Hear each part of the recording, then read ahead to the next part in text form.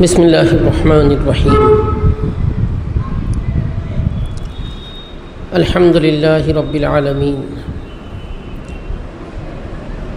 والصلاة والسلام علی سید الانبیاء والمرسلین وعلی آلہ واصحابہ الطیبین الطاہرین وزوجاتہ امہات المؤمنین ومن تبعهم بإحسان إلى يوم الدين أما بعد فأعوذ بالله من الشيطان الرجيم بسم الله الرحمن الرحيم وكأي من آية في السماوات والأرض يمرون عليها وهم عنها معرضون وما يؤمن أكثرهم بالله إلا وهم مشركون أفأمنوا أن تأتيهم غاشية من عذاب الله أو تأتيهم الساعة بغتة وهم لا يشعرون قل هذه سبيلي أدعو إلى الله على بصيرة أنا ومن اتبعني وسبحان الله وما أنا من المشركين وما أرسلنا من قبلك إلا رجالا نوحي إليهم من أهل القرى أفلم يسيروا في الأرض فينظروا كيف كان عاقبة الذين من قبلهم ولدار الآخرة خير للذين اتقوا أفلا تعقلون حتى إذا استيأس الرسل وظنوا أنهم قد كذبوا جاءهم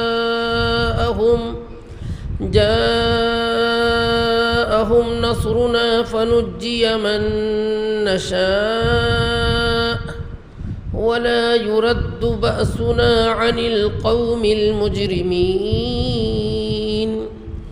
لقد كان في قصصهم عبرة لأولي الألباب ما كان حديثا يفترى ولكن تصديق الذي بين يديه وتفصيل كل شيء وهدى ورحمة لقوم يؤمنون صدق الله العلي العظيم.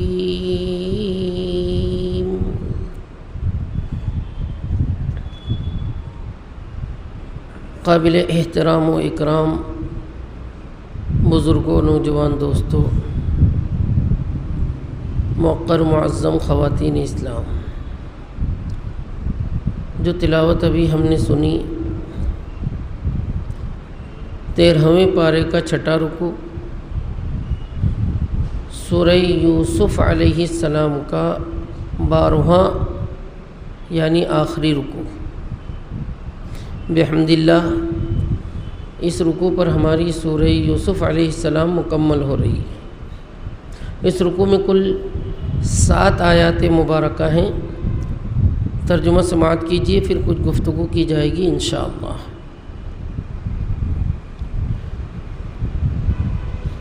اور آسمانوں اور زمینوں میں کتنی ہی نشانیاں ہیں جن پر یہ لوگ گزر جاتے ہیں اور اس سے منہ موڑے رہتے ہیں. اور وہ لوگ اللہ پر بھی ایمان نہیں رکھتے مگر اس حال میں کہ وہ شرک کرتے ہیں. کیا وہ لوگ اس بات سے ڈرتے نہیں کہ ان پر کوئی ایسا عذاب آ پڑے جو ان کو لپیٹ میں لے لے. یا یہ کہ ان پر اچانک قیامت آ جائے اور وہ اس سے بے خبر رہیں۔ اے نبی جی آپ فرما دیجئے کہ یہ میرا راستہ ہے، میں اللہ ہی کی طرف بلاتا ہوں، بصیرت کے ساتھ میں بھی اور وہ شخص جو میری اتباع کرے۔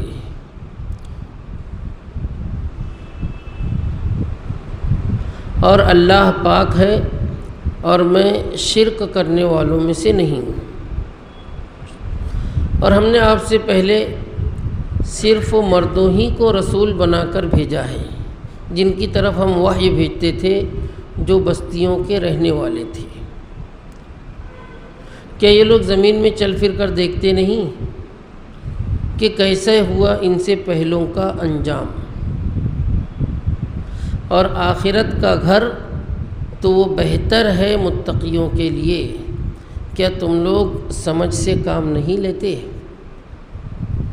یہاں تک کہ جب رسول مایوس ہو گئے اور انہوں نے یہ خیال کیا کہ ہماری مخالفت کی گئی، تو اس وقت ان کے پاس ہماری مدد پہنچی، بس جن کو ہم نے چاہا وہ بچا دیے گئے، اور ہماری پکڑ مجرمین سے لوٹائی نہیں جاتی۔ یقیناً ان کے واقعات میں نصیحت کی باتیں ہیں عقل والوں کے لیے۔ یہ کوئی گڑھی ہوئی بات نہیں ہے، لیکن یہ تو تصدیق کرتی ہے اس کتاب کی جو اس سے پہلے ہے، اور تفصیل ہے ہر چیز کی، اور ہدایت اور رحمت ہے ان لوگوں کے لیے جو ایمان لاتے ہیں۔ یہ پورے رکوع مبارک کا ترجمہ ہوا۔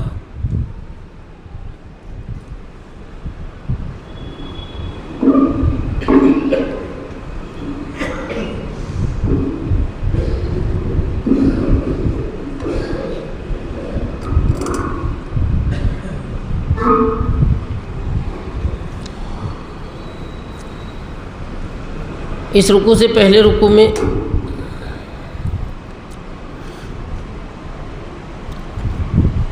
حضرت یوسف علی نبینا وعلیہ الصلاۃ والسلام کا قصہ تمام ہوا۔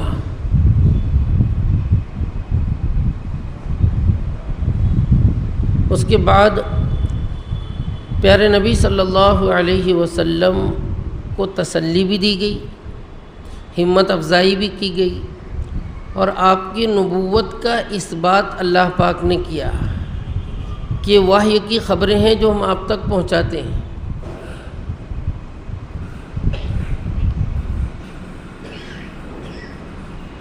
اس رکوع کی پہلی آیت مبارکہ سے اللہ پاک یہ جتا رہے ہیں اور بتلا رہے ہیں کہ صرف اتنا ہی نہیں کہ یہ لوگ رسالت کے منکر ہیں، آپ کی شان میں گستاخیاں کر رہے ہیں، اس سے بھی ایک قدم آگے یہ لوگ شرک میں مبتلا ہیں، یعنی آپ کی شان میں گستاخی کے ساتھ ساتھ اللہ کی شان میں بھی گستاخی کرنے والے اور مجرم عظیم ہیں۔ پہلی آیت میں اللہ پاک شکایت کر رہے ہیں کہ آسمانوں میں اور زمین میں بہت ساری نشانیاں ہیں جو رات و دن ان کے پاس سے گزرتی رہتی ہے، لیکن وہ اس سے اعراض کیے رہتے ہیں، منہ موڑے رہتے ہیں۔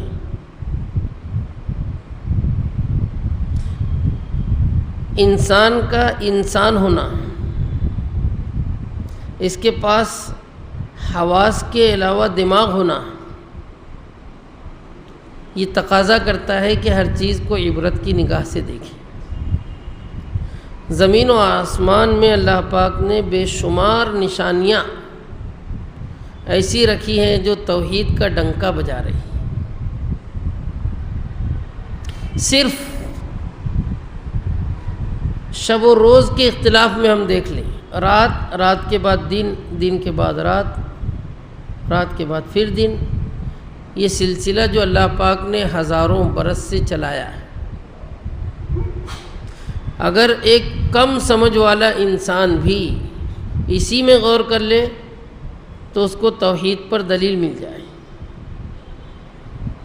عجیب و غریب نظام قدرت ہے، کوئی 2 دن یکساں نہیں ہوتے، کوئی 2 راتیں مسلسل یکساں نہیں ہوتی، طلوع آفتاب میں فرق، غروب آفتاب میں فرق ہے۔ کچھ اوقات ایسے ہیں کہ سال کے کچھ حصوں میں دن میں شامل ہیں، کچھ رات میں شامل ہیں،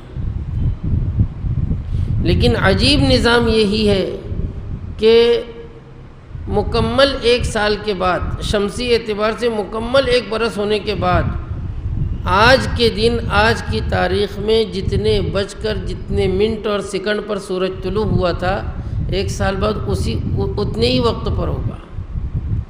جتنے بج کر جتنے منٹ اور سیکنڈ پر غروب ہوا تھا، 1 سال کے بعد وہی وقت ہوگا۔ عجیب و غریب نظام خداوندی ہے، اللہ نے اس کو جتلایا ہے۔ یہاں اس آیت مبارکہ میں اللہ پاک سمجھا رہے ہیں کہ زمین و آسمان میں بڑی بڑی نشانیاں ان کے سامنے ہیں، بے شمار نشانیاں ہیں، سورج، چاند، ستارے۔ حضرت ابراہیم علیہ السلام کا واقعہ اللہ پاک نے قرآن میں ذکر کیا ہے، جو ہمارا گزر چکا ہے، کہ جیسی ہی سمجھ آئی پہلے ستاروں میں غور کیا۔ قوم ستارہ پرست تھی، ستاروں کو خدا سمجھتی تھی، لیکن بہت غور کر کے آخری میں نتیجہ نکالا کہ یہ خدا کہلانے کے لائق نہیں۔ چاند پر نگاہ گئی، چاند میں غور کیا، آخر میں عقل نے یہی فیصلہ کیا کہ یہ بھی خدا نہیں ہو سکتا۔ سورج نظر آیا، ان سب میں سب سے بڑا تھا، لیکن ڈوبتے ہی عقل نے یہ فیصلہ کیا کہ معبود ڈوبنے کے قابل نہیں ہوتا۔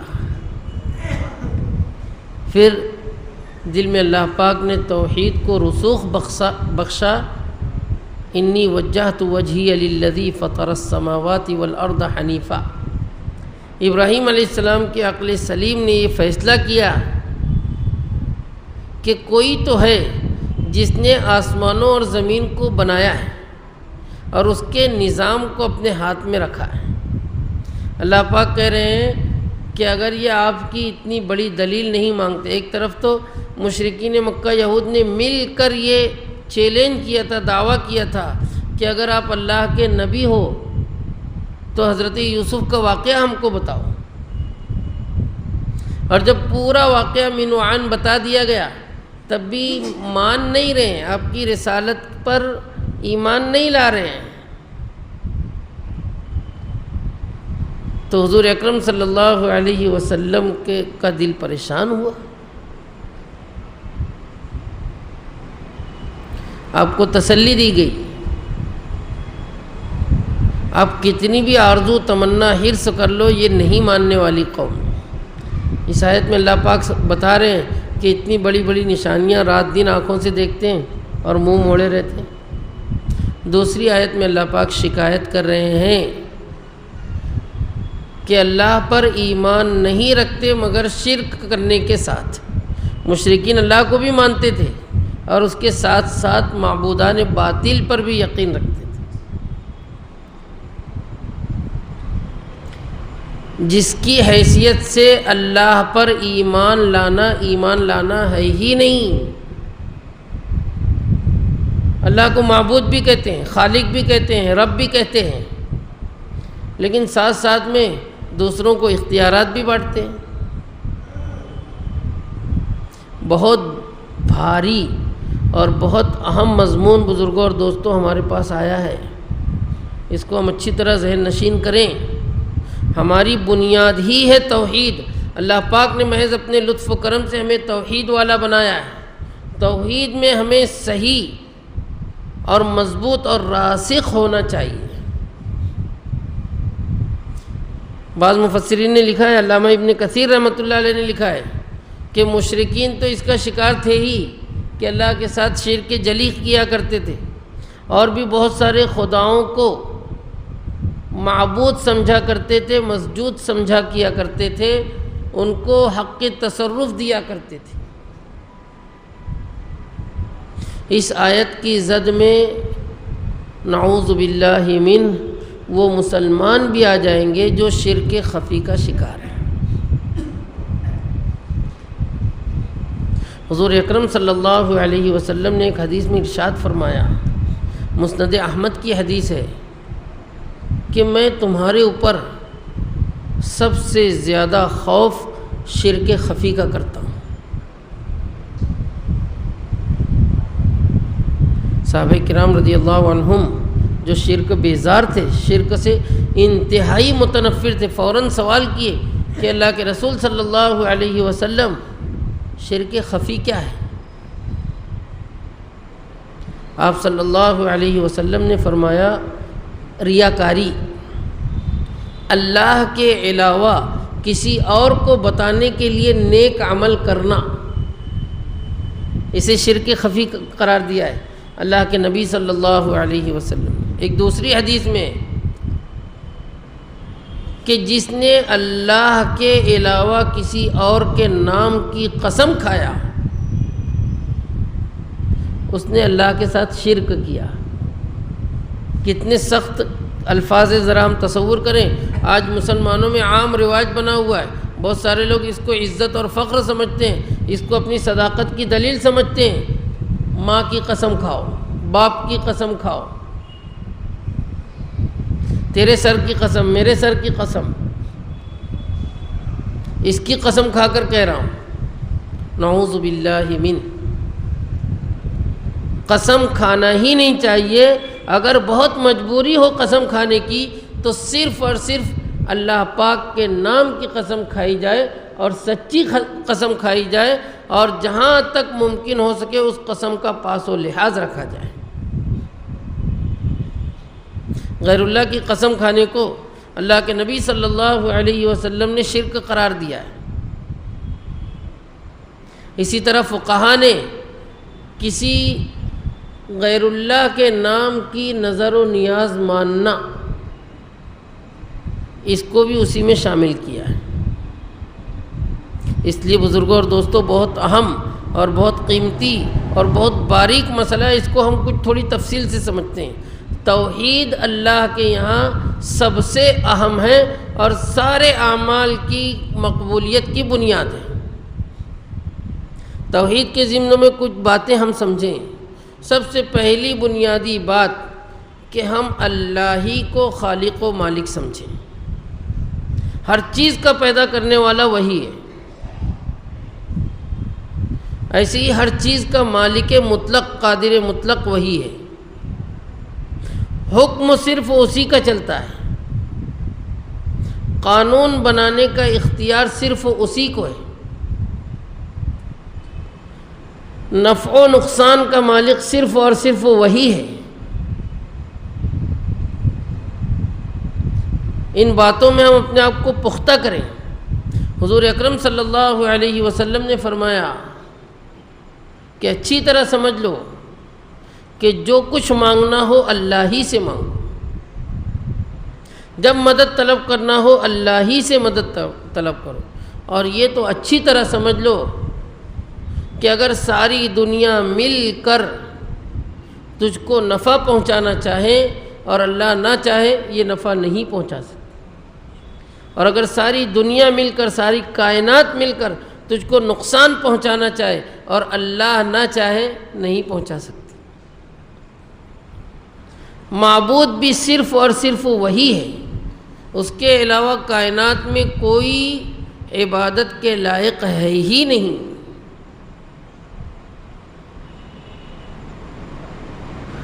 یہ بھی ہمارے ذہنوں میں رہے کہ سارے اسباب کا عطا کرنے والا وہی ہے۔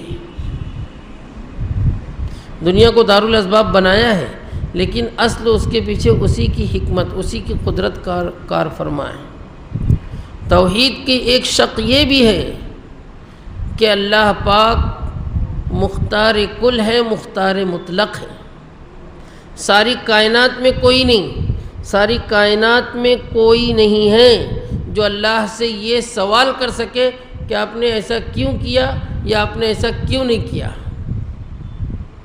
اللہ پاک کسی کا ڈر اور خوف اپنے اندر نہیں رکھتے کہ میں ایسا کروں گا تو مخلوق ناراض ہو جائے گی، یا بندے ناراض ہو جائیں گے، یا میرے فرشتے روٹ جائیں گے، میری خدائی خطرے میں آ جائے گی، نعوذ باللہ من۔ اللہ پاک غنی بھی ہیں، بے نیاز بھی ہیں۔ اللہ پاک کو بیوی کی ضرورت نہیں ہے، اللہ پاک بیٹا بیٹی سے بری ہیں۔ وَلَمْ يَكُنْ لَهُ كُفُوًا أَحَدٌ۔ یہ جو توحید کے مختلف پہلو میں مختصراً آپ حضرات کی خدمت میں رکھ رہا ہوں، یہ قرآن کریم کی آیات مبارکہ یا احادیث صحیحہ سے ہمیں ذہن نشین کرائی گئی۔ ہم اس کو اچھی طرح سمجھ لیں، بیماری کا دینے والا بھی وہی، شفا کا دینے والا بھی وہی، رزق کا دینے والا بھی وہی، ہر چیز کا مختار کل وہی ہے، صرف وہی ہے۔ خدا نخواستہ ثم خدا نخواستہ اگر شرک کی گندگی ہماری توحید کے صاف شفاف چشمے پر آئی تو انتہائی خطرناک موڑ پر ہوں گے۔ ہم اس کو اچھی طرح ذہن میں رکھیں۔ پہلے تو یہ سمجھ لیں کہ قرآن کریم کے نزول کا مقصد اصلی ہی ہے انسانیت کو توحید کا سرمایہ عطا کرنا۔ قرآن کریم کے اکثر مضامین توحید ہی کی بنیاد پر ہے۔ توحید کیا چاہتی ہے، ہم اپنے رب تعالیٰ کو کیسے مانتے ہیں، اس کو کیسے تسلیم کرتے ہیں، اس کا خیال ہمارے دل و دماغ میں کیسا ہے، اس کے ساتھ ہمیں یقین کیسا ہونا چاہیے، اس کی قدرت کیسی ہے، یہ سمجھانے کے لیے قرآن کریم کی اکثر آیات ہیں۔ میں بات اس لیے مختصر کر رہا ہوں کہ انشاءاللہ ثم انشاءاللہ آئندہ ہماری سورہ رعد آ رہی ہے، اس میں توحید کے کچھ مضامین پر روشنی ڈالی گئی ہے۔ اس سورہ یوسف علیہ السلام کے تتمے میں بہت قیمتی نصیحتیں دی جا رہی ہیں انسانیت کو، ساتھ ساتھ میں اللہ اپنے محبوب صلی اللہ علیہ وسلم کو تسلی دے رہے ہیں اور نافرمانوں کو وارننگ دے رہے ہیں، دھمکی دے رہے ہیں۔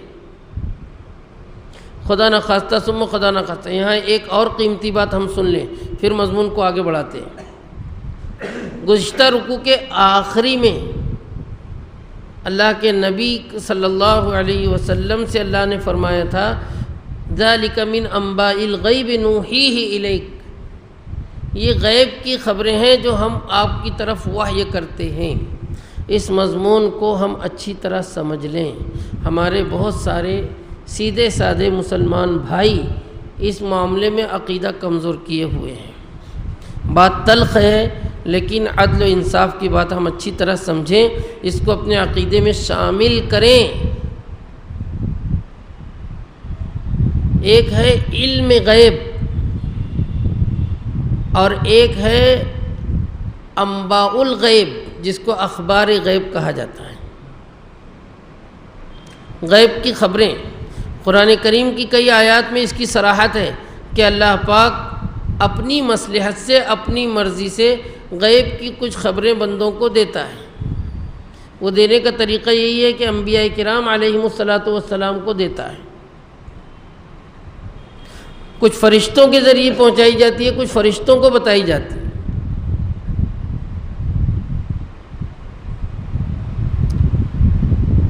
انبیاء کرام علیہم السلام اسی بنیاد پر اپنی امتوں کو ڈراتے ہیں، خوف دلاتے ہیں، مستقبل کی باتیں بتاتے ہیں۔ اتنی بات جب ہمارے ذہن میں آ گئی تو ہمیں یہ معلوم ہونا چاہیے کہ ہمارے اور آپ کے نبی جناب محمد الرسول اللہ صلی اللہ علیہ وسلم سید الانبیاء ہیں، محبوب رب العالمین ہیں، سید الاولین والآخرین ہیں۔ تمام فرشتوں میں، تمام انسانوں میں، تمام جناتوں میں، تمام مخلوقات میں سب سے زیادہ افضل اور مقرب آپ ہیں۔ جیسے اللہ نے انبیاء کرام علی نبینا وعلیہم السلام کو غیب کی خبریں دیا ہے، اس کا سب سے بڑا حصہ آپ صلی اللہ علیہ وسلم کو دیا گیا ہے۔ اسی بنیاد پر حضور اکرم صلی اللہ علیہ وسلم نے پیشین گوئیاں فرمائیں، قیامت تک پیش آنے والے حالات بتائیں، موت کے بعد کے حالات بتائیں، جنت اور جہنم کے حالات بتائیں۔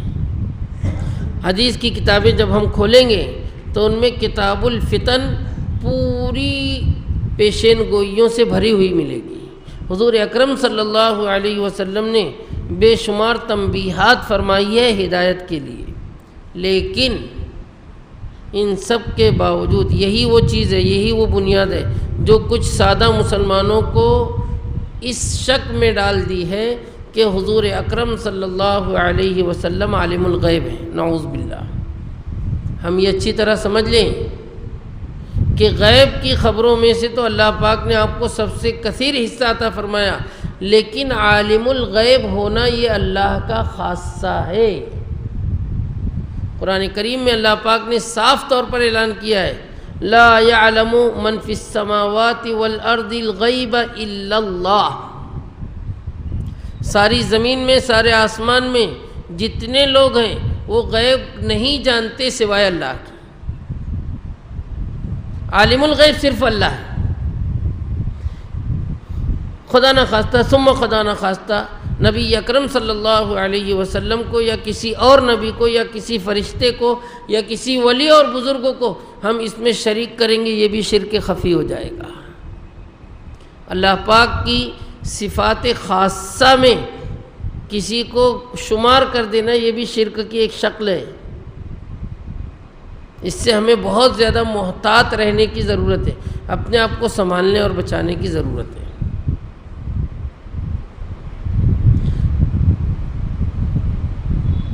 تیسری آیت میں اللہ پاک اب مشرکین کو دھمکی دے رہے ہیں۔ اصل تو جو کھلم کھلا شرک میں مبتلا ہیں، توحید کے بھی منکر ہیں، رسالت کے بھی منکر ہیں، ان کو دھمکی دینا ہے، لیکن اس دھمکی سے ہم مسلمانوں کو بھی چوکنا رہنا چاہیے، کیونکہ شرک اللہ کے نزدیک ناقابل معافی جرم ہے۔ اللہ نے صاف الفاظ میں اعلان کیا ہے، ان اللہ لا یغفر ان یشرک بہ ویغفر ما دون ذلک لمن یشاء۔ شرک کو اللہ معاف نہیں کریں گے، اس کے علاوہ جو گناہ ہیں جسے اللہ چاہیں گے معاف کر دیں گے۔ دوسری جگہ اللہ نے کہا ہے ان الشرک لظلم عظیم، سب سے بڑا ظلم زمین و آسمان میں جو ہے وہ شرک والا گناہ ہے۔ اور اگر اللہ پاک نے صحیح سمجھ عطا فرمائی ہے، صحیح عقل عطا فرمائی ہے، تو ہم تھوڑا سا غور کر کے یہ سمجھ سکتے ہیں کہ واقعی سب سے بڑی ناسپاسی اور سب سے بڑی نمک حرامی شرک ہی ہے۔ ہم اپنے اس رب کو، اس خالق و مالک کو، اس معبود حقیقی کو اس کا حق نہ دیں جس نے ہمیں سب کچھ دیا، اس سے بڑا ظلم اور کیا ہوگا۔ بہرحال تیسری آیت مبارکہ میں اللہ پاک مشرکین کو دھمکی دے رہے ہیں، کیا یہ لوگ مطمئن ہو گئے ہیں کہ ان کو اللہ کی طرف سے کوئی ایسا عذاب پہنچ جائے جو ان سب کو لپیٹ میں لے لے؟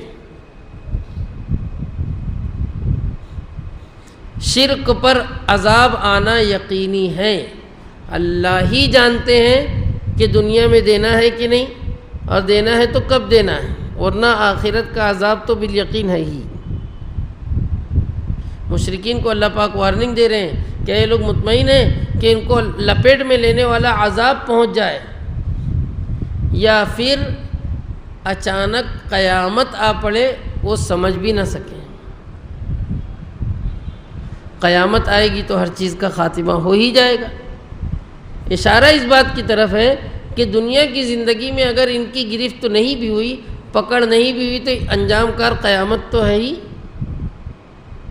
اور مشرک قیامت پر ایمان نہیں رکھتا، یا جیسا ماننا چاہیے نہیں مانتا۔ اللہ پاک نے بڑے جامع اور دلچسپ انداز میں توحید کی دعوت بھی دی ہے، مشرکین کو دھمکی بھی دی ہے۔ چوتھی آیت مبارکہ میں اپنے محبوب صلی اللہ علیہ وسلم سے اللہ پاک فرما رہے ہیں کہ آپ یہ اعلان کر دو کہ میرا راستہ یہ ہے، میں اللہ ہی کی طرف بلاتا ہوں، ھذہ سبیلی ادعو الی اللہ، مراد ہے اسلام، توحید۔ اللہ کے نبی صلی اللہ علیہ وسلم صرف اور صرف اللہ کی وحدانیت کی طرف پیغمبر بنا کر بھیجے گئے۔ ہم سب جانتے ہیں مکہ مکرمہ میں سب سے پہلے آپ نے نبوت اور رسالت کا جس دن اعلان کیا تھا یہی اعلان تھا، لا الہ الا اللہ، تو میں اللہ ہی کی طرف بلاتا ہوں۔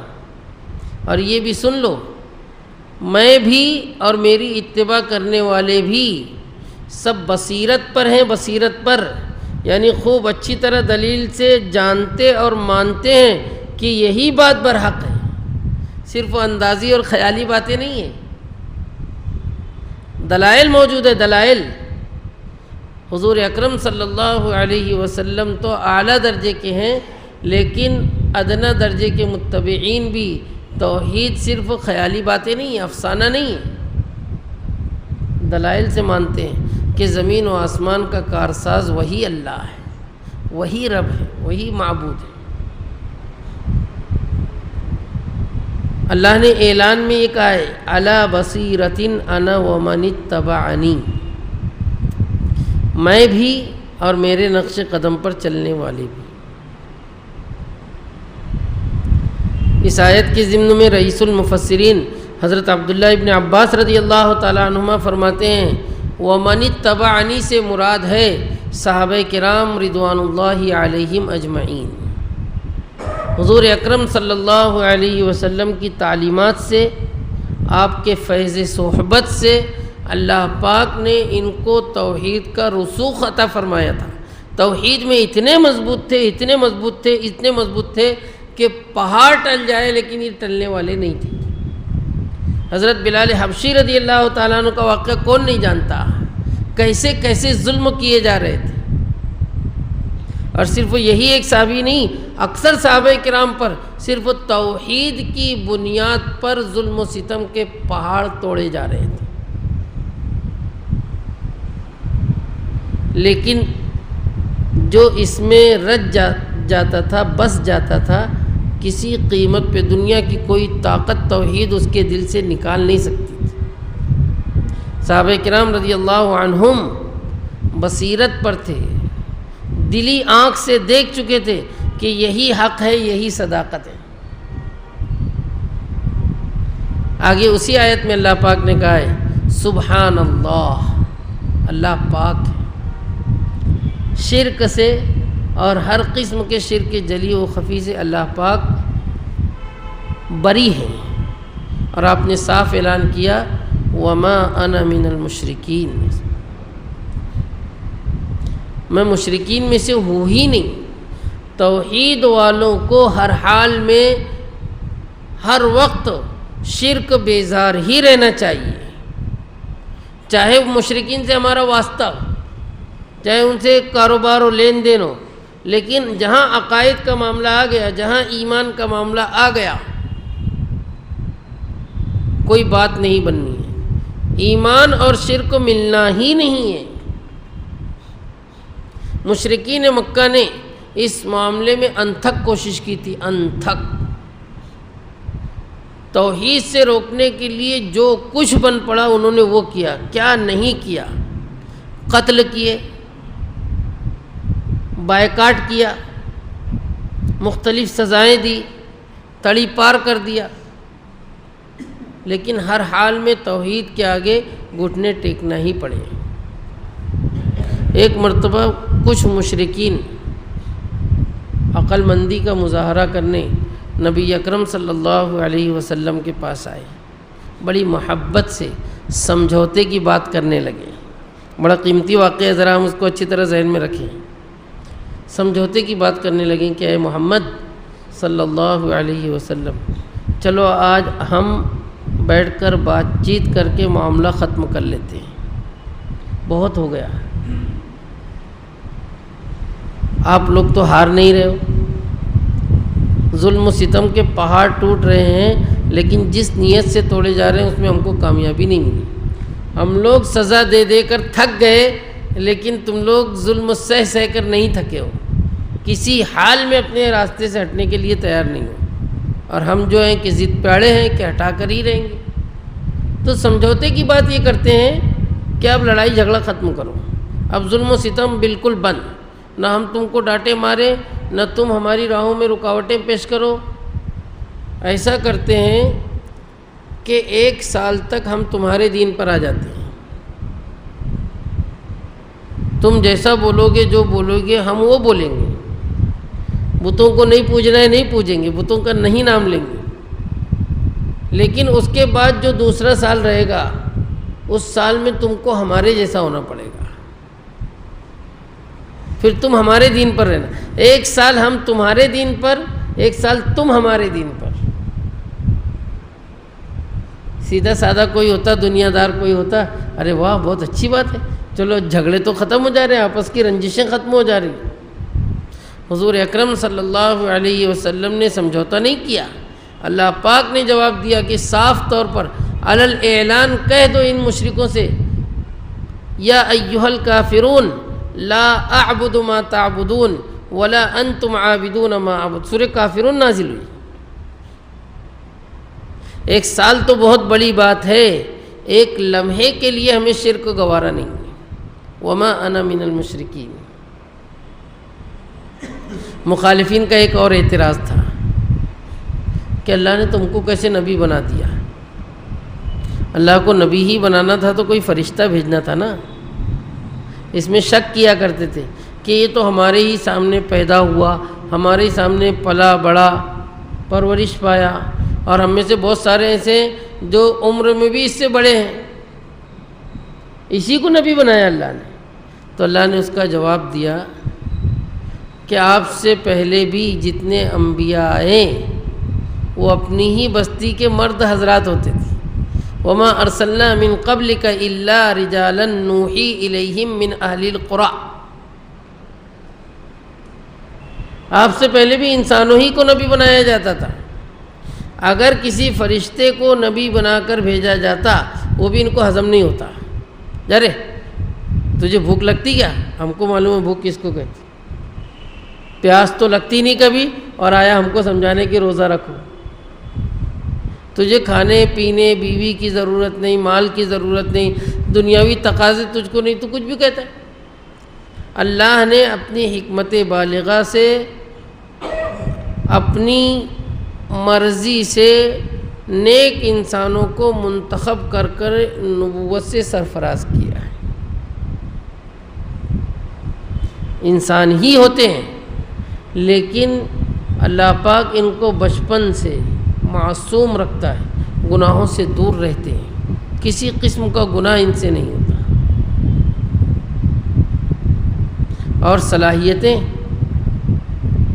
انتہائی اعلیٰ درجے کی اللہ پاک عطا فرماتے ہیں۔ اس آیت مبارکہ میں آدھے حصے میں اللہ نے یہ ذکر کیا ہے کہ آپ سے پہلے ہم نے انسانوں ہی کو نبی اور رسول بنا کر بھیجا۔ اس میں 2 اشارے موجود ہیں۔ ایک تو اللہ نے لفظ رجالن کہا ہے، رجالن، جتنے انبیاء کرام علی نبینا و علیہم الصلاۃ والسلام آئے سب کے سب مرد تھے، کسی بھی خاتون کو نبوت نہیں دی گئی۔ یہ جمہور علماء کا متفقہ فیصلہ ہے۔ رجالن کا لفظ صاف ہے، کوئی خاتون نبی نہیں بنائی گئی۔ کچھ علماء نے اس میں اعتراض کیا ہے، شک کیا ہے، کہتے ہیں کہ حضرت موسیٰ علیہ السلام کی والدہ بھی نبی تھی، حضرت عیسیٰ علیہ السلام کی والدہ بھی نبی تھی، حضرت مریم علیہ السلام، اور ایسے ہی موسیٰ علیہ السلام کی والدہ کے تعلق سے اللہ نے کہا ہے وَأَوْحَيْنَا إِلَيْهِ وَأَوْحَيْنَا إِلَىٰ أُمِّ موسیٰ، لیکن صرف لفظ وحی سے نبوت کا ہونا لازم نہیں آتا۔ ان کو اللہ نے الہام کی، بہت نیک خواتین تھیں، بزرگ اور بلند پایہ شخصیات تھیں، لیکن نبوت اللہ نے اپنی مصلحت سے صرف مردوں کو عنایت فرمائی۔ ایک اشارہ تو یہ ہے۔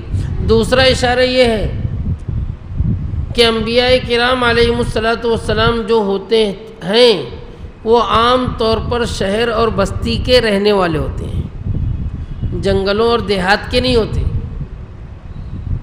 جنگل کے باشندوں میں فراست بھی نہیں ہوتی، دوسرے دلوں میں نرمی نہیں ہوتی، شدت بہت ہوتی۔ من اہل القری اللہ نے کہا ہے، بستی والوں ہی میں سے چن چن کر نیک انسانوں کو اللہ پاک نبوت عطا فرماتا تھا۔ اور اس کے بعد اسی آیت میں اللہ پاک کہہ رہے ہیں کہ کیا یہ لوگ زمین میں گھومتے پھرتے نہیں کہ اس سے پہلے لوگوں کا کیا انجام ہوا۔ قوم سمود کی بستیاں آج بھی عبرت قدہ بنی ہوئی ہیں، قوم عاد، قوم لوط، قوم فرعون، پچھلی قوموں کے حالات بھی اللہ نے بیان کیے۔ ان کی بستیاں آج تک یہ شہادت دے رہی ہے کہ اللہ کا عذاب جب آتا ہے تو کس قدر سخت ہوتا ہے۔ پھر اس کے ساتھ اللہ نے ایک جملہ بیان کیا، دونوں کے لیے، نافرمانوں کے لیے دھمکی ہے اور فرما برداروں کے لیے بہت قیمتی تحفہ ہے۔ آخرت کا گھر متقیوں کے لیے بہت ہی بہتر ہے۔ ہم سب کو یہ بات ذہن میں رکھنا چاہیے، اگر کوئی نافرمان دنیا میں ہم سے زیادہ خوشحال ہے، ہم سے بڑا مالدار ہے، ہم سے زیادہ وسعت و آشائش ہے، تو اس سے تنگ دل نہیں ہونا چاہیے، دل کو بہت چھوٹا نہیں کرنا چاہیے۔ دراصل آخرت کی زندگی ہے۔ ایک مرتبہ حضرت عمر رضی اللہ تعالیٰ عنہ پیارے نبی صلی اللہ علیہ وسلم کے دولت قدے میں بیٹھے ہیں، کچھ غصہ گرمی کا ماحول ہے، آپ ناراض سے منانے کے لیے آئے ہیں۔ گھر میں بیٹھتے ہی آپ کی آنکھوں سے آنسو ٹپکنے لگے۔ اللہ کے نبی صلی اللہ علیہ وسلم نے پوچھا، عمر کیا ہوا؟ حضرت عمر رضی اللہ تعالیٰ نے شکوہ کیا کہ اللہ کے نبی صلی اللہ علیہ وسلم، یہ روم و فارس جو نافرمان ہیں، اللہ کے نام لیوا بھی نہیں ہے، ان پر تو اللہ پاک نے اتنی وسعتیں فرما رکھی، سونے چاندی کی فراوانی، اور آپ اللہ کے سب سے مقرب بندے ہو، سید الانبیاء ہو، آپ کے گھر کا یہ حال۔ چند سامان تھے، 4-5، وہ بھی ٹوٹے پھوٹے گوشے میں رکھے ہوئے۔ اس وقت حضور اکرم صلی اللہ علیہ وسلم نے حضرت عمر رضی اللہ تعالیٰ عنہ سے کہا تھا، عمر کیا اب تک شک میں ہی پڑے ہوئے ہو؟ ان کی ساری چیزیں ان کو دنیا ہی میں دے دی جائے گی، ہمارے لیے آخرت کا گھر ہے۔ غزوہ احزاب کے موقع پر حضور اکرم صلی اللہ علیہ وسلم خندق کھود رہے ہیں، بھوک سے پیٹ پر پتھر بندھے ہوئے، صحابہ کرام بھوک کے عالم میں ہیں۔ اس وقت چند اشعار جو آپ کی زبان مبارک پر آ رہے ہیں، یہ جملہ آپ نے فرمایا، اللہم لا عیش الا عیش الآخرہ فاغفر الانصار والمہاجرہ۔ اے اللہ، زندگی تو صرف آخرت کی زندگی ہے۔ گویا یہ تسلی ہے، آخرت کی زندگی دوام اپنے اندر لیے ہوئے ہے، وہاں کی راحت بھی دائمی ہوگی، وہاں کا سکون بھی دائمی ہوگا، خدا نخواستہ ثم خدا نخواستہ وہاں کی ذلت بھی دائمی ہوگی، وہاں کی رسوائی بھی دائمی ہوگی۔ کوشش یہ کرنا چاہیے کہ وہاں کی فراوانی اور خوشحالی ہمارا مقدر رہے۔ دنیا تو بہرحال فانی ہے، اگر دنیا میں بھی اللہ پاک نے ہمیں عطا کیا ہے، نعمتیں دیا ہے، تو ان نعمتوں کی ہم قدر کریں، اس کے ذریعے سے شکر گزاری کریں، ناشکری ہمارے اندر نہیں آنا چاہیے۔ اللہ پاک کہہ رہے ہیں، افلا تعقلون، کیا تمہیں عقل نہیں ہے، سمجھتے نہیں؟ عقل سے کام لینا بہت ہی زیادہ ضروری ہے۔ چھٹی آیت مبارکہ میں اللہ پاک کہہ رہے ہیں کہ اللہ پاک اپنی مصلحت سے نافرمانوں کی پکڑ فوراً نہیں کرتے، ڈھیل دیتے ہیں، ڈھیل، استدراج۔ انبیاء علیہ السلام کے بارے میں اللہ بیان کر رہے ہیں کہ اللہ نے مجرموں کو اتنی ڈھیل دیا حتیٰ کہ رسول مایوس ہونے لگے۔ حتیٰ اذا استیأس الرسل وظنوا انہم قد کذبوا،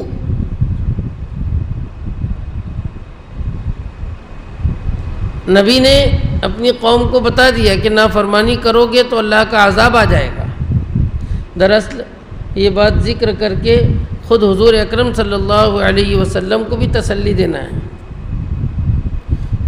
مجرم اس پر سرکش زیادہ ہو جاتے ہیں کہ دیکھو دیکھو دیکھو، ہم کو تو عذاب سے ڈرا رہا تھا، آیا تو نہیں ابھی تک عذاب، ارے تو 10 سال سے یہی بات بول رہا ہے، پتہ نہیں کب آئے گا۔ حضرت نوح علیہ السلام 950 سال امت کو ڈراتے رہے، دھمکاتے رہے، بتاتے رہے، مدت طویل ہونے کی وجہ سے ان پر اور زیادہ جملے کسے جاتے رہے۔ ہر مجرم کو اللہ پاک مہلت اور ڈھیل دیتا ہے۔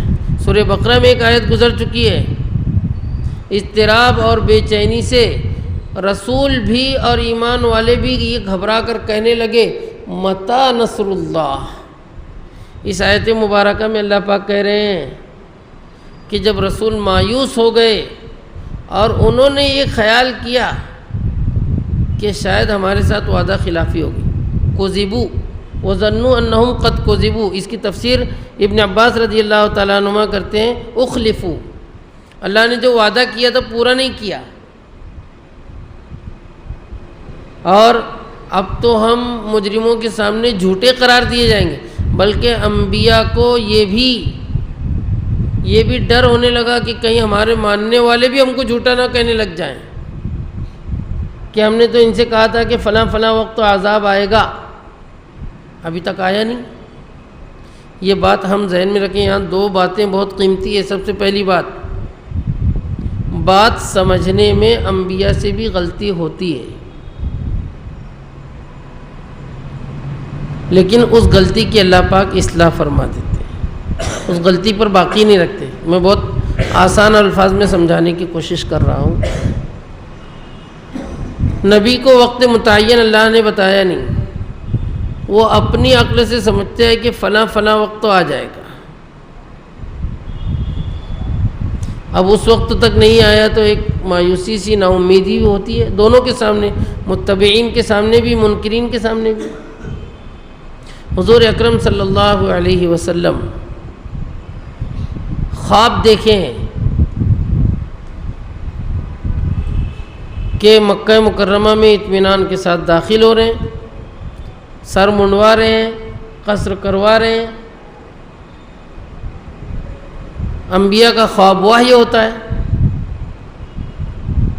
آپ عمرہ کے ارادے سے 1400 صحابہ کرام کو لے کے چلے کہ چلو اب وہ وقت آ گیا ہے کہ ہم مسجد حرام میں جائیں، عمرہ کریں، بیت اللہ کا طواف کریں۔ لیکن کیا ہوا؟ راستے میں رکاوٹ پیش آئی، صلح حدیبیہ کا واقعہ پیش آیا۔ وہ خواب شرمندہ تعبیر ہوا ہے 2 برس کے بعد، فتح مکہ کے بعد۔ آئندہ سال تو عمرے کی قضا ہو گئی، لیکن جو امن و اطمینان تھا، جو پورا اتھارٹی کے ساتھ داخل ہونا تھا، وہ 2 سال کے بعد ہوا۔ آپ نے ابھی سمجھ لیا تھا، وعدہ 2 سال کے بعد پورا ہوا۔ تو انبیاء سے یہ غلط فہمی ہوتی ہے، اجتہادی غلطیاں ہوتی ہے، لیکن اللہ اس پر برقرار نہیں رکھتے۔ یہ بات ہم کو ذہن نشین رکھنا چاہیے۔ دوسرا اہم مضمون، بہت قیمتی مضمون، ابھی اسی سورے میں 2 رکوع پہلے ہمیں ایک جملہ حضرت یعقوب علیہ السلام کا سن چکے ہیں، اِنَّهُ لَا يَيْأَسُ مِن رَّوْحِ اللَّهِ إِلَّا الْقَوْمُ الْكَافِرُونَ، اللہ کی رحمت سے مایوس صرف کافر ہوتا ہے۔ اب اس آیت میں آ گیا کہ انبیاء مایوس ہو گئے، بات بہت ٹکرا رہی ہے۔ انبیاء کرام علی نبینا و علیہم الصلاۃ والسلام تو ایمان کے اعلیٰ پیمانے پر ہوتے ہیں، ان سے کفر کا تصور اور شائبہ بھی نہیں ہو سکتا۔ یہاں یہ بات ذہن میں رکھنا ہے کہ ظاہری اسباب کے طور پر کبھی کبھی بشری تقاضے سے انبیاء میں بھی گھبراہٹ آ جاتی ہے، مایوسی کا عالم ہو جاتا ہے، اور یہ چیز ایمان کے منافی نہیں ہے۔ حضرت لوط علیہ السلام کا واقعہ ہم سن آئے ہیں، قوم کی شرارت کے آگے بے بس ہو کر کہہ رہے ہیں کہ کاش میں کسی مضبوط سہارے کا سہارا پکڑ لیتا، او آوی الی رکن شدید۔ ظاہری درجے میں کبھی کبھی مایوسی کا عالم ہو جاتا ہے، لیکن اللہ کی رحمت سے مایوس نہیں ہوتے۔ ان دونوں چیزوں میں فرق ہے، اس کو ہم اچھی طرح ذہن میں رکھیں۔ حضور اکرم صلی اللہ علیہ وسلم کے حالات بخاری شریف میں لکھے ہوئے ہیں۔ جب وحی کا سلسلہ شروع ہوا، کچھ وحی آ کر سلسلہ رک گیا، 6 مہینے تک وحی نہیں آئی تھی۔ حضور اکرم صلی اللہ علیہ وسلم بہت پریشان تھے، آپ کو اتنی تشویش ہوتی تھی کہ کبھی کبھی آپ خودکشی کے ارادے سے پہاڑ پر چڑھ جاتے تھے کہ ایسا لگ رہا ہے میرے ساتھ غلط وعدہ کیا گیا، بے چین رہتے تھے۔ عین خودکشی کے وقت حضرت جبرائیل علیہ السلام آ کر تسلی دیتے تھے کہ اللہ کے نبی، آپ نبی یہ برحق ہیں، یہ قدم نہ اٹھائیں، تب آپ کا دل مطمئن ہوتا تھا اور رک جاتے تھے۔ اضطراب اور بے چینی یہ بشری تقاضے ہیں، انبیاء کو بھی پیش آتے ہیں۔ اللہ پاک کہہ رہے ہیں انبیاء تک مایوس ہو گئے اور ان کو یہ خیال پیدا ہونے لگا کہ کہیں اللہ نے وعدہ خلافی تو نہیں کر دیا۔ تو اللہ کہہ رہے ہیں دنیا میں یہ حالات آتے جاتے رہتے ہیں، اس سے مایوس نہیں ہونا ہے۔ اگر ہم مشرکین مکہ کی گرفت تو نہیں کر رہے ہیں تو وہ اس سے بے پرواہ نہ ہو جائے کہ چھوٹ جائیں گے، یا آپ بددل مت ہو جائیے کہ اللہ اپنا وعدہ پورا نہیں کر رہے۔ اللہ کہہ رہے ہیں کہ جب انبیاء مایوسی تک پہنچ گئے اور یہاں تک معاملہ پہنچ گیا تو پھر اب ہمارا عذاب آیا، جاءہم نصرنا، پھر ہماری مدد آئی، فنجی من نشاء، جس کو ہم نے چاہا وہ بچ گیا۔ یعنی ایمان والوں کو اللہ نے ان مصیبتوں سے بچا نکالا اور نافرمانوں کو ہلاک کر دیا۔ اور اللہ کہہ رہے ہیں کہ ہماری گرفت سے کوئی مجرم بچ نہیں سکتا۔ اگر دنیا میں ڈھیل ملتی بھی گئی کچھ نہیں بھی ہوا تو اس کا یہ مطلب قطعاً نہیں ہے کہ مجرم اللہ کی پکڑ سے بچ گیا۔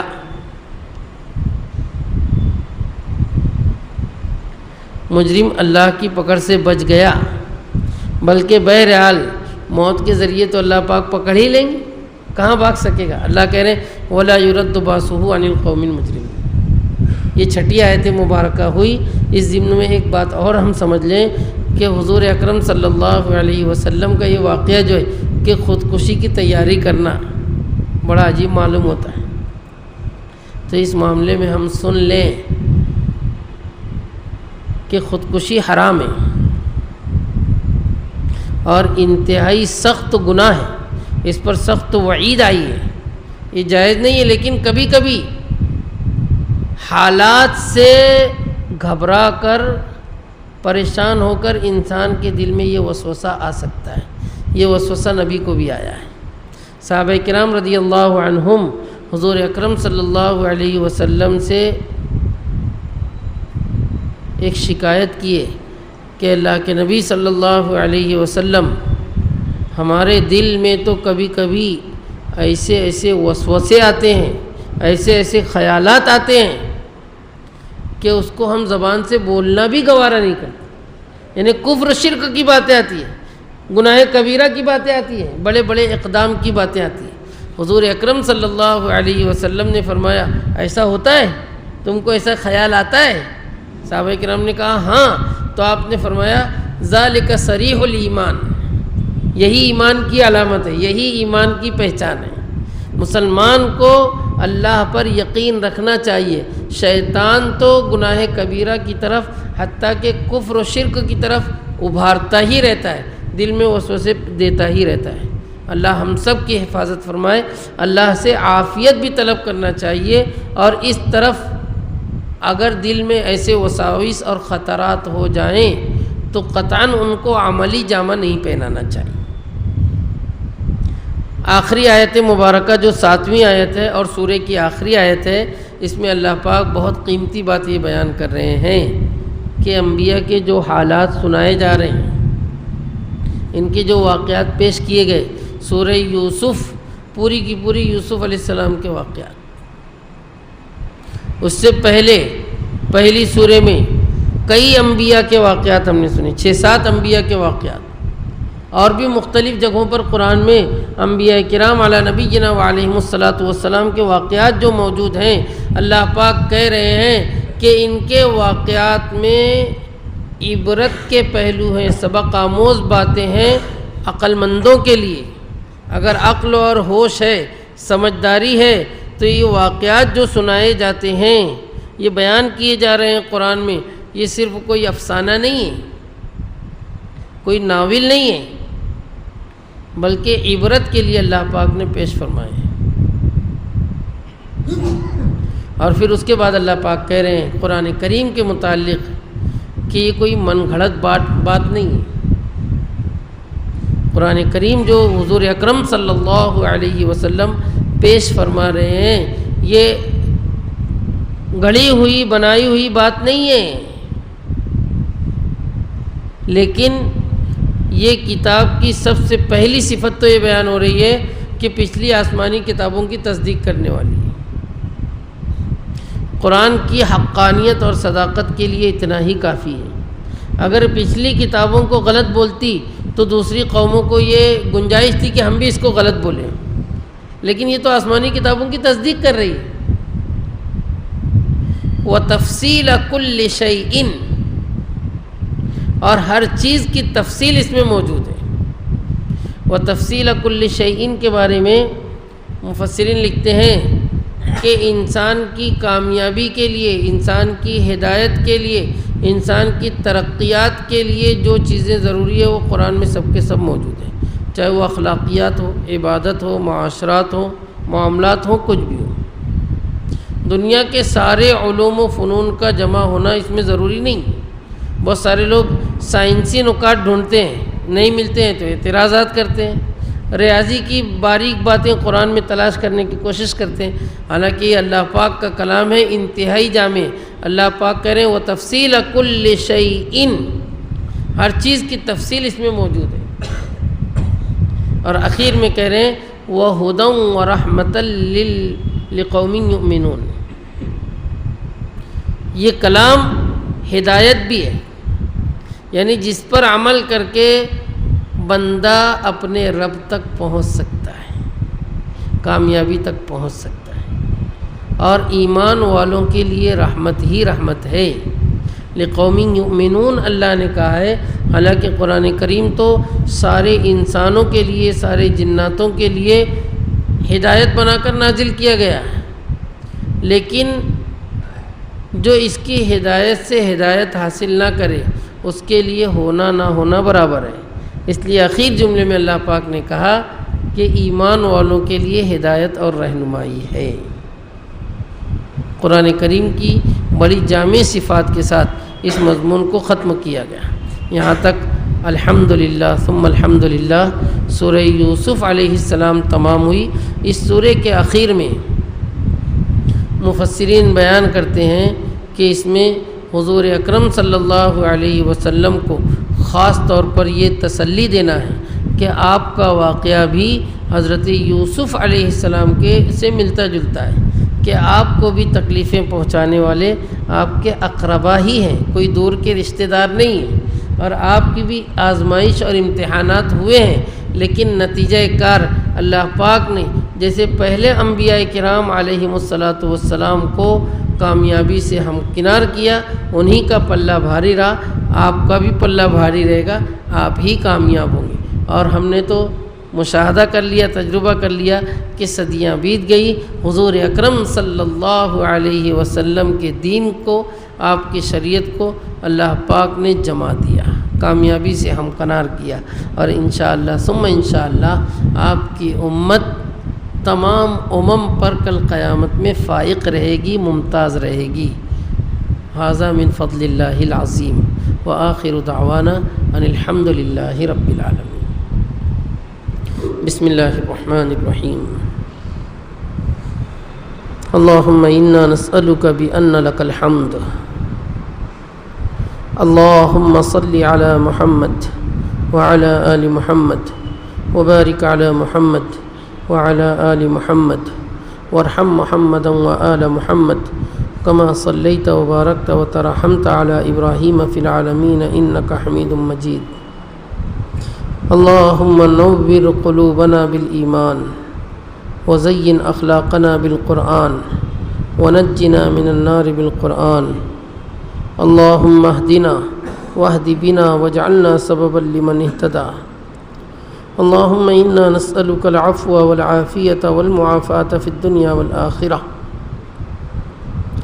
اللهم إنا نسألك إيمانا كاملا ويقينا صادقا ورزقا واسعا وعملا متقبلا وتوبة نصوحا وتوبة قبل الموت وراحة عند الموت ومغفرة ورحمة بعد الموت والعفو عند الحساب والفوز بالجنة والنجاة من النار یا ارحم الراحمین یا ذا الجلال والاکرام۔ اپنے فضل و کرم سے ہمارے تمام گناہوں کو معاف فرما۔ اے اللہ اپنی معرفت ہم سب کو عطا فرما، اپنی رضا و خوشنودی دونوں جہاں میں عنایت فرما۔ اے اللہ شرک اور شرک کے شائبے سے ہم سب کی حفاظت فرما، ہمارے اہل و عیال کی حفاظت فرما، ہمارے عام مسلمان بھائی بہنوں کی حفاظت فرما۔ اے اللہ آپ کی ناراضی والے ہر عمل و عقیدے سے ہماری حفاظت فرما، ہمارے عقائد کو درست فرما۔ محض اپنے فضل و کرم سے دونوں جہاں کی کامیابیاں ہمارا مقدر فرما، ہماری نسلوں میں بھی دین کی سمجھ عطا فرما، ہم کو بھی فراست و فقہ عطا فرما۔ محض اپنے لطف و کرم سے ہم سب کو ایک اور نیک بنا۔ اے اللہ ہمارے اس مجمع کے تمام حاضرین و حاضرات کی جائز و نیک تمناؤں کو اے اللہ پایہ تکمیل تک پہنچا۔ جو پریشان ہیں ان کی پریشانیوں کو دور فرما۔ اے اللہ جو مقروض ہیں ان کی قرضوں کی ادائیگی کے انتظام فرما۔ اے اللہ ہمارے عیوب پر ستاری کا معاملہ فرما، دونوں جہاں میں ہمیں رسوائی اور ذلت سے محفوظ فرما۔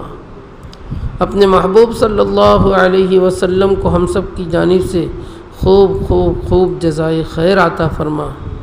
اے اللہ آپ کی سفارش میں ہم سب کا حصہ مقدر فرما، آپ کے دست مبارک سے ہمیں جام کوثر عطا فرما، آپ کے پیارے شہر مدینہ منورہ کی موت ہمارا مقدر فرما، جنت البقیع میں دفن ہونے کی سعادت عطا فرما، بغیر حساب کتاب کے جنت الفردوس کا داخلہ مرحمت فرما، ہم سب کی دنیاوی و اخروی تمام حاجتوں کی حاجت روائی فرما۔ ربنا تقبل منا انک انت السمیع العلیم وتب علینا انک انت التواب الرحیم، وصلی اللہ تعالی علی خیر خلقہ سیدنا و نبینا و مولانا محمد وعلی آلہ و اصحابہ اجمعین والحمد للہ رب العالمین۔